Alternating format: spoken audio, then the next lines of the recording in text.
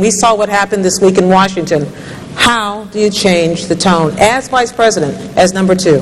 Well, again, I believe John McCain were he here, this is a dangerous thing to say in the middle of an election, but he would acknowledge what I'm about to say. I have been able to work across the aisle on some of the most controversial issues and change my party's mind as well as Republicans, because I learned a lesson from Mike Mansfield. Mike Mansfield, the former leader of the Senate, said to me one day, I made a criticism of Jesse Helms. He said, what would you do if I told you Jesse Helms and Dot Helms had adopted a child who had braces and was in real need? I said, I'd feel like a jerk. He said, Joe, understand one thing. Everyone's sent here for a reason because there's something in them their folks like.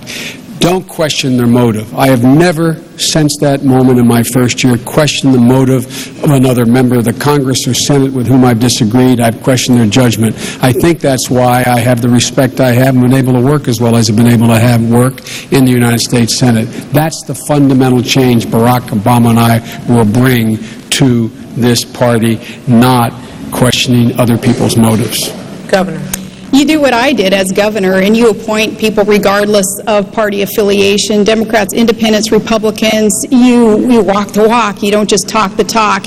And even in my own family, it's a very diverse family, and we have folks of all political persuasion in there also. So I've grown up just knowing that, you know, at the end of the day, as long as we're all working together for the greater good, it's going to be okay. But the policies and the proposals have got to speak for themselves also. And again, voters on November 4th are going to have that choice to either support a ticket that supports policies that create jobs. You do that by lowering taxes on American workers and on our businesses, and you build up infrastructure, and you rein in government spending, and you make our nation energy independent. Or you support a ticket that supports policies that will kill jobs by increasing taxes, and that's what the track record shows, is a desire to increase taxes, increase spending, $1 trillion spending proposal that's on the table, that's going to hurt our country, and saying no to energy independence. Clear choices on November 4th. Governor Palin, you get the chance to make the first closing statement.